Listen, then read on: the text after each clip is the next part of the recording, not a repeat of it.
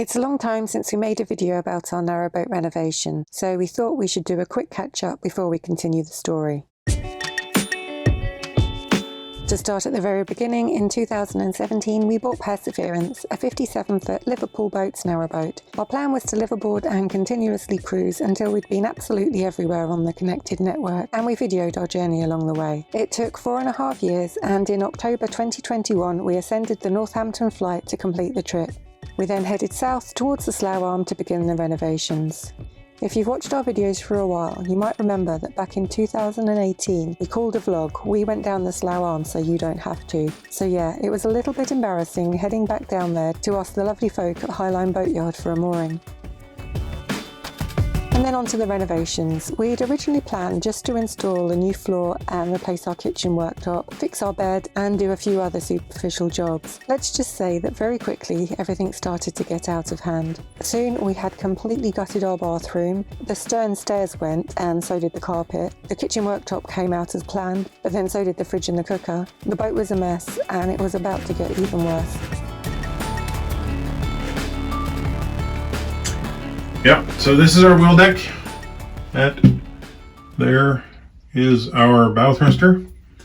This here is the movable platform upon which my head is sitting. And over there is our cold water feed to a 90-degree elbow, which then feeds down. Our Morso squirrel is on the other side of that wall there. And yeah, what I'm trying to figure out is whether or not there is a way that I can put the pressurizing pump and accumulator in here, freeing up some space in the kitchen for storage. And yeah, but it would have to be serviceable in here. Now, it's fairly easy to get in here to service things, but as you can see, there's no platform there, so there's just a steel floor. And I'd either need to create some sort of a platform, or I would need to probably glue and or screw a piece of plywood onto this surface for wall mounting the pump and the accumulator, both of which would be a little bit hard to get to, but in theory it would work. This is how much deflection I've got in terms of space. Vertically, nothing horizontally. Okay. Now, stop. You must stop. You must stop recording device. We've been having a tough couple of days with the boat renovation. Things are just going really slowly at the moment for a number of reasons. George has been unwell. He's actually at the vet's today having 4 teeth extracted, so we're really worried about him today. And then the other thing that's been slow is just kind of making decisions on what things to use on the boat and what order things need to be done in. The next job is probably going to be the first fit of the plumbing, which is kind of not something we thought we'd be doing. We've obviously taken so much of the boat apart and nothing started to go back yet, which is quite demoralising, and we're thinking about taking, I think we've decided to take the corner unit, the TV unit at the front of the boat out. I think Michael's going to do that this afternoon. So there's more things getting undone than they're going back, which is really tough because this is our home and we want to be back on it. But it's just a million miles from livable and we can't see it being livable anytime soon because there's so much to do. And yeah, we're researching, you know, what to do with the plumbing, what to do with the electrics, whether to move the pumps, whether to move the pressure pumps, whether to have an accumulator or not to have an accumulator. We've got one at the moment, but can we live without it because it's a real pain? Should we change the water filter? What floor should we put? What material is best? What can we afford? How do we edge it? Can we box the pipes in any smaller? What should we paint the walls with? Because we're definitely painting them. How will that work? What countertop should we use? We don't want to use chipboard, we don't want to use laminate, but what is the best? Should we get a solid one? We can't afford a solid one. And the questions are just endless and endless and endless and endless. And so we're just spending far too much time thinking about problems that are going to come up in a few weeks, looking for answers that we're going to need in a few weeks, and we're not kind of making any actual progress on the work. So yeah, it's tough. Anyway, that's where we are. So yeah, this is how the boat's looking at the moment. There's the boxing that's come off. There was a radiator cover on that. If we paint the radiator, do we still need the radiator cover? Because we didn't like the radiator cover. The boxing goes all the way down here. Other questions in the kitchen are, should we pull out this framework and rebuild it like for like, or should we pull it out and put in like pre-built carcasses from like B&Q or Wix? But then those pre-built carcasses are chipboard and we haven't had the best experience with chipboard, so probably not. Yep, so that's the question for in here. And then what to do, what to do for the worktop. I've done a test strip because we took some of the ceiling down in the bathroom, the tongue and groove ceiling down. So I've done a test on that to see if we can strip it so that we can do a whitewash on there, because I think we both prefer a whitewash effect so you can still see the grain of the wood rather than a solid white paint. Now that's come up really, really well, but I need to strip a few more and probably strip the ones that are still on the wall in the bathroom. And then we can do various tests of whitewashing. So this is the bit of tongue and groove that I have stripped. It's come up pretty well. And you can see where I went up to. So obviously the bit on the right there has still got the varnish on, and the bit on the left has been stripped. There's a few places on the round like nose bit that I didn't get, but I think just a bit of work with some wire brush or some wire wool might bring that up a bit better. But yeah, that's the whole wall that I'm going to attempt to do, to see how hard that is.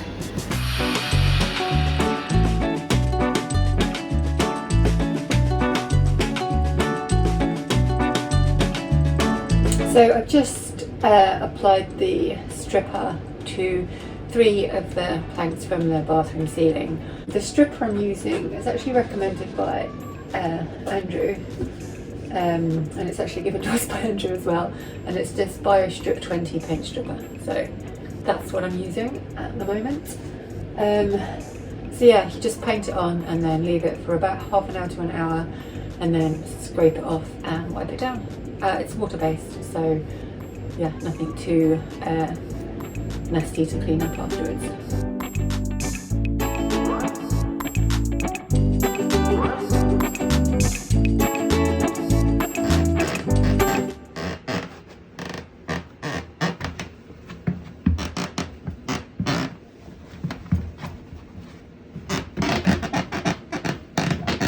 Today, well, right now, I'm just dealing with some issues of floor stability. We have a number of places on the floor where if I bounce up and down, you can hear the squeaking of the floor panel. And yeah, it's always annoyed me, but it's always been underneath the floor that we had the carpet and everything, so there's nothing I could really do about it. And I was complaining about it to our friend Andrew, and Andrew, being someone who's done a lot more building than me, was like, I know a solution. Self-drilling, self-tapping, I think they're called mezzanine screws. Yeah, we're gonna try that. And basically it's a self-tapping screw, so it's got a little bit of a hardened steel end that acts like a drill into steel. And it will drive itself into the steel support, pulling itself down. So I'm just going to basically screw one every couple of centimeters, well, probably about tens of centimeters, around the existing screws and try and make it so that the board is pulled tight. So we'll see how it works.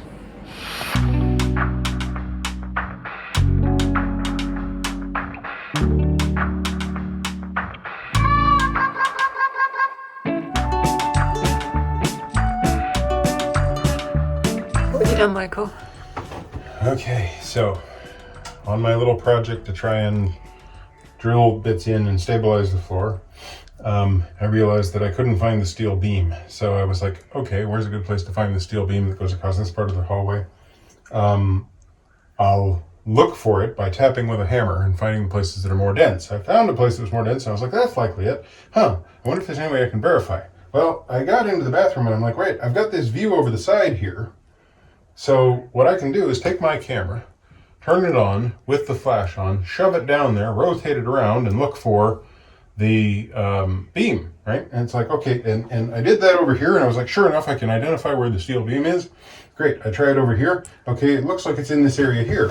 And you can't really see it even very well with the human eye, but there's a little tiny piece there that's lighter, and there was a couple of screws that have obviously been drilled into it in the past. I'm like, okay, that's got to be it, right? That's got to be over the beam.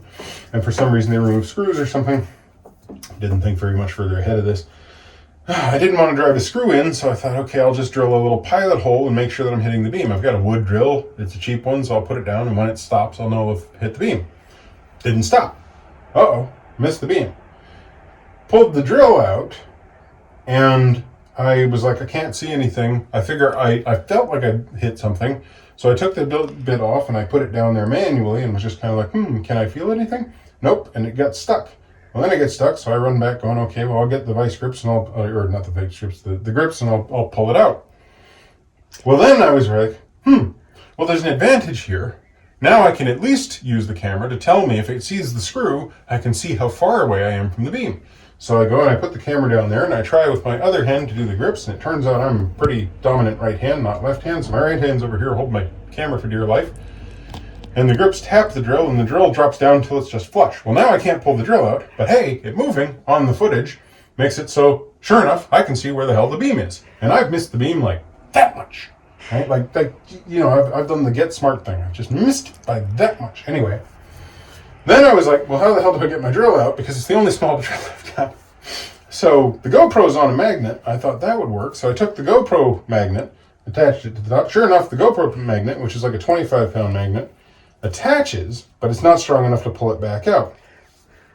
So I pulled out the big guns, if I can get this thing off, and I've got the Sea Searcher out.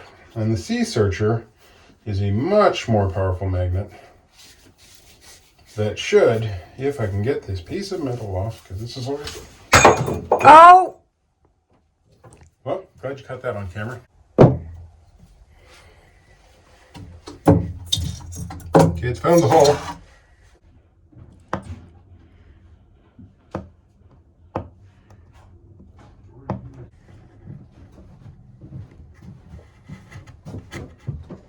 You got it? Well done. We got the drill back. And the bit that I stupidly dropped down the side has been returned to because she could reach it, so that's good. We're on day, I don't know, N of our massive renovation project, which turned into a demolition project. We are moving along. We've had a couple of days of distraction because George had an accident where he collided with a considerably larger dog while both of them were going for a ball.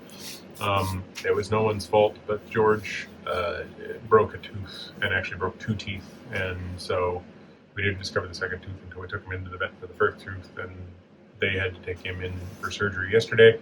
And he's doing fine. He's just missing one premolar and one incisor, which doesn't seem to want to slow him down at all, but it slowed us down. While he was in hospital, we were trying to figure out final decisions on here in terms of plumbing, and we're getting closer. Yeah, it's a surprisingly complicated process, but it really comes down to the fact that, like, once you've kind of broken the back of taking out the things that you know you're going to change, you start discovering things that you kind of should change or have to change. We've purchased a bath, so we know exactly what's going in to replace the bath that we had.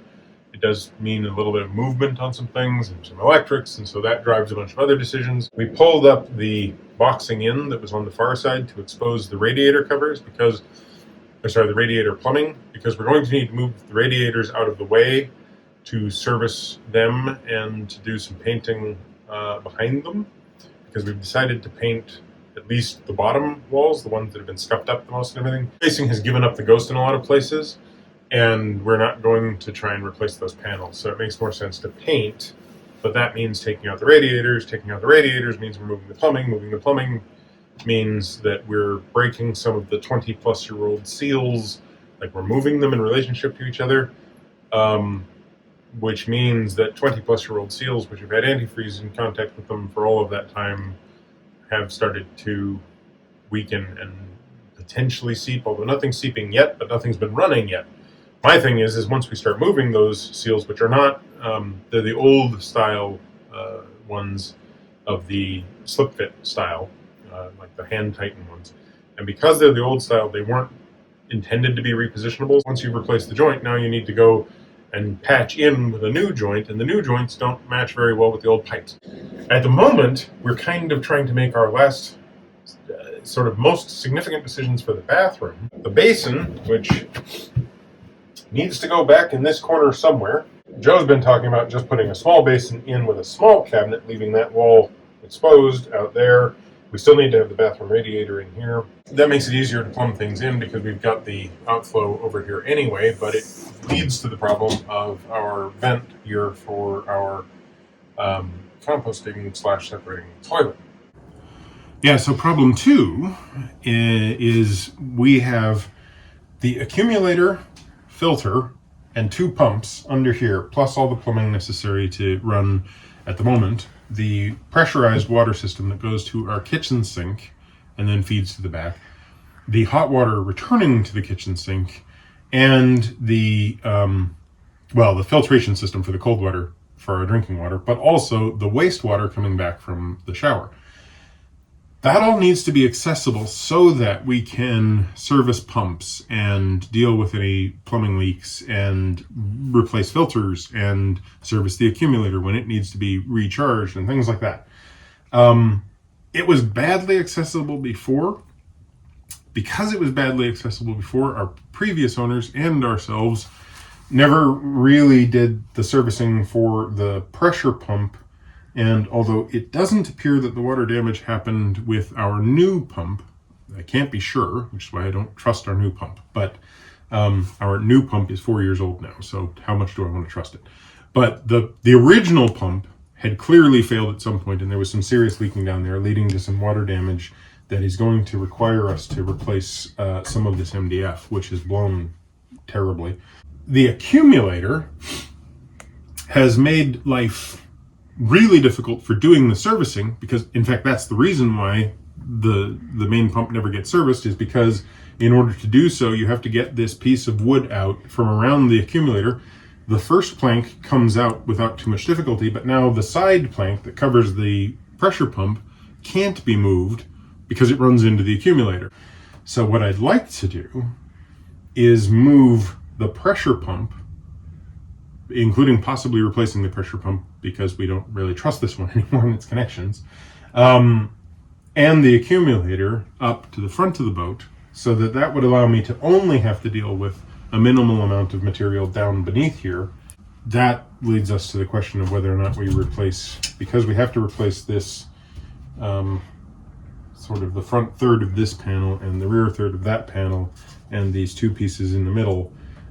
It kind of begs the question of whether or not we replace all of this with carcasses that are prefabricated. Those have the advantage of being on feet that we can, sort of make room for the pumps, right? So, yeah, but they have the disadvantage of not having access holes and stuff, so we'd have to build all of that. We looked up at the area under the well deck yesterday and found that there is actually room to put the accumulator and the pump and plumb them into the feed part of the system, so that we'd be able to have that all up there.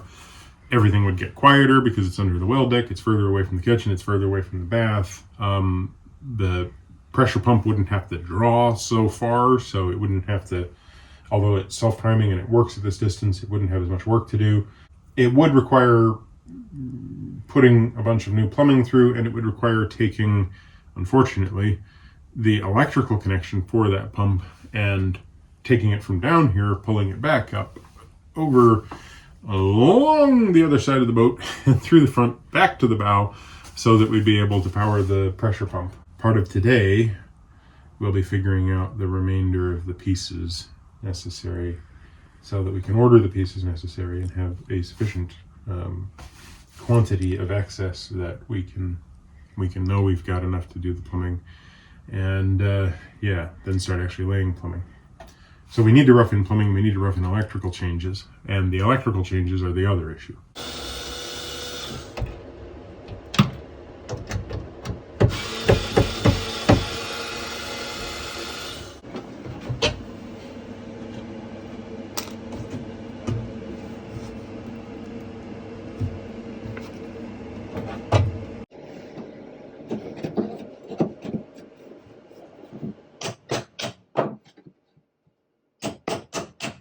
So that's the kickboard, and it's all disintegrated there because of just water hitting it. So that's why things have escalated, and this bit's getting replaced. Yeah, and it's gone quite a bit further. Is it? Well, this whole wall is getting replaced. Yeah, and so is possibly these 2-3 pieces of plywood.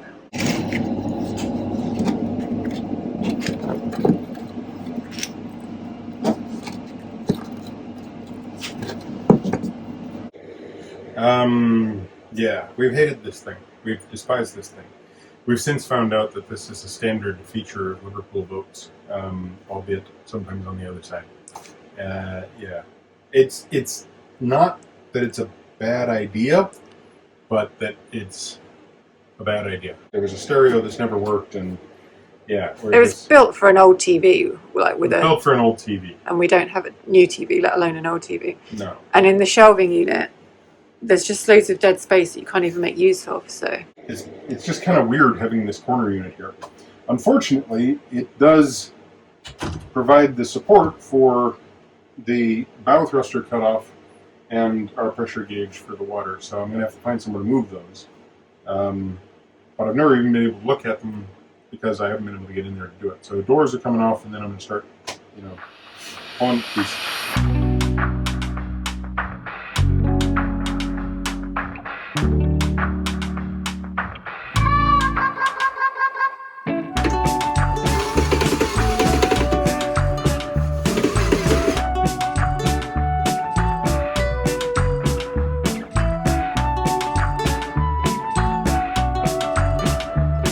So when they built this, they didn't just put the screws in.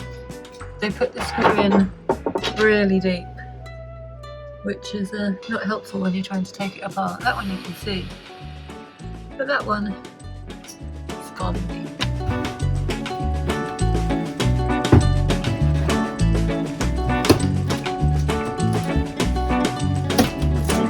You want to talk about toxic masculinity? Why are you driving a screw that long through a batten that wide, about the size width of my thumb, into a piece of plywood that's like that thick? About that much of that screw was just hanging out in the steel. We're trying to get to the steel. It's just probably punched into the insulation. So this is what was in the top shelf of our corner unit and why it was so awkward to actually use it. I think this is part of the old TV aerial, I'm not sure. This is obviously the old radio that protrudes in. That's the bow thruster control. And then this is the wire for the water gauge. And the wires were just, in the way of everything that we were trying to use. And it was an awkward shape to start with. So it's gotta go. Another bit gone. There goes that screwdriver. This is the aerial, the TV aerial, we think, that we haven't used for 4.5 years. And that we're never going to use. That we've been transporting around the whole network for If anybody else wants to install a television system in here, that's fine. They can use something more modern.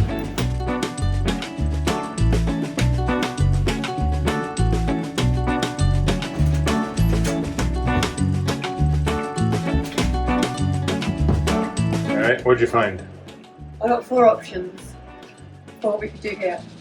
Michael just suggested a second wood burner, but I don't think that's an efficient use of the space. So option 1 is what we were thinking about, is just having shelves going much further but narrower, to store things that we actually have. Option 2, I'm going to forget, is to have shelves going all the way up on this this wall, Mm-hmm. which I think would look quite nice. Maybe I've only got 3 options. Oh no, option 3 is to have a workstation here for me with probably a pop-up desk and a fold-down chair. Okay. For like my earring studio. Like, just think of how many beads and stuff I could have. Option 4 is to have like a little bucket seat here and like a little seat by the fire. Option 5. What? Composting toilet. Let's go What, back to nature. the actual compost? Put the compost toilet, well yeah, or the compost. I was thinking put the compost toilet up there. Let me make a wet room back there for showers and stuff. And then just, you know, I don't know. I'm just... It's 9 o'clock at night and we need to... We're too tired. We're too tired. Yeah. But we've got it in pieces. Many pieces.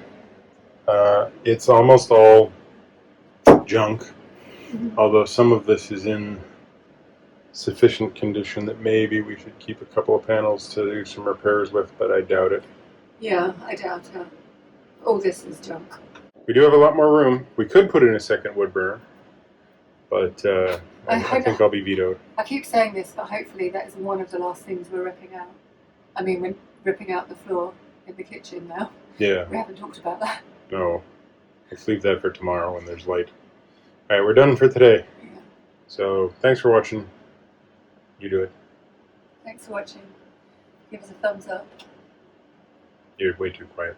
So thanks for watching. Give us a thumbs up. Comment down below. Subscribe if you haven't already. Subscribe to minimalList Maximum Velocity for the time-lapse videos that may eventually come out. And, yeah. Wish us luck with future renovations.